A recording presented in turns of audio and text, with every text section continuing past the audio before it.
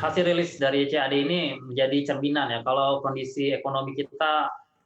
relatif melambat dan ini memang inline dengan apa yang dilaporkan oleh BPS pada kuartal 1 lalu, di mana pertumbuhan ekonomi kita drop dari 4,97% pada kuartal 4 menjadi 2,97%, dan imbasnya adalah dari angka CAD ini kita bisa melihat angka impor yang drop-nya sangat tajam sehingga meng-create surplus yang cukup dominan, itu sekitar 4 miliar US dollar untuk surplus perdagangan. Sementara di sisi yang lain, kalau kita lihat dari angka untuk primary income untuk defisitnya itu masih cukup tinggi, yaitu sekitar 8 miliar dolar. Jadi memang sebenarnya dari secara struktur ekonomi kita bisa melihat dampak dari pelambatan ekonomi secara keseluruhan yang kemudian dapat memicu penurunan dari jumlah impor, karena memang dari sisi domestic demand itu turunnya cukup tajam juga, dan kalau kita lihat selama periode dari Januari sampai April angka pertumbuhan impor itu relatif negatif, dan ini juga menjadi cerminan juga kalau aktivitas produksi di Indonesia, baik itu aktivitas manufaktur ataupun juga aktivitas terkait konsumsi itu menurun tajam, dan memang beberapa indikator seperti manufacturing index, lalu juga consumer confidence index juga menunjukkan hasil yang kurang. Untuk indeks manufaktur sendiri ini menunjukkan angka yang kontraksi, sementara untuk angka dari consumer confidence index per bulan April lalu menunjukkan angka yang pesimis. Jadi daya beli konsumen yang biasanya optimis, mereka kelihatannya menjadi pesimis karena memang banyak sekali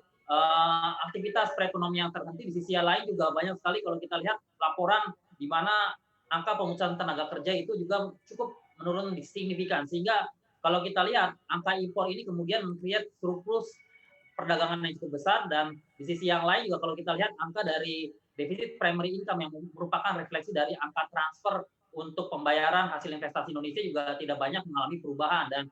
karena itulah kita bisa melihat angka defisit neraca berjalan menurun dibandingkan periode kuartal 4 ataupun juga menurun dibandingkan periode-periode sebelumnya begitu, Bu. Ya, berarti kalau demikian ini berarti sektor real maupun pasar keuangan Indonesia tertekan, bisa dikatakan demikian ya Pak Mirdal? Ya, kalau kita lihat memang ini juga sejalan ya, pasti tertekan lah. Karena kalau kita lihat dari aktivitas ekonomi sepanjang COVID-19, yang mana Indonesia dimulai periode COVID-19 ini sejak periode pertengahan bulan Maret, ini memang aktivitasnya banyak yang terhenti. Kalau kita lihat juga aktivitas manufaktur, pabrik-pabrik juga banyak yang mengurangi aktivitasnya, ada yang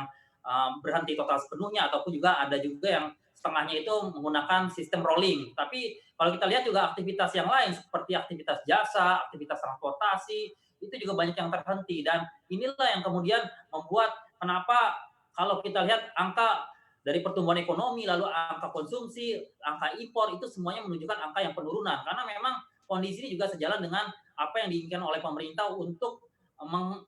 menghentikan pandemi dari coronavirus ini, sehingga mau tidak mau apa yang dikorbankan adalah aktivitas ekonomi harus dilonggarkan sehingga pengumpulan massa yang ada di satu tempat bisa berkurang, dan diharapkan ini bisa menghentikan penyebaran dari pandemi coronavirus ini. Dan memang kita harapkan sih pandemi coronavirus ini tidak bisa berlangsung lama ya di Indonesia ya. Kita harapkan itu hanya paling lama sekitar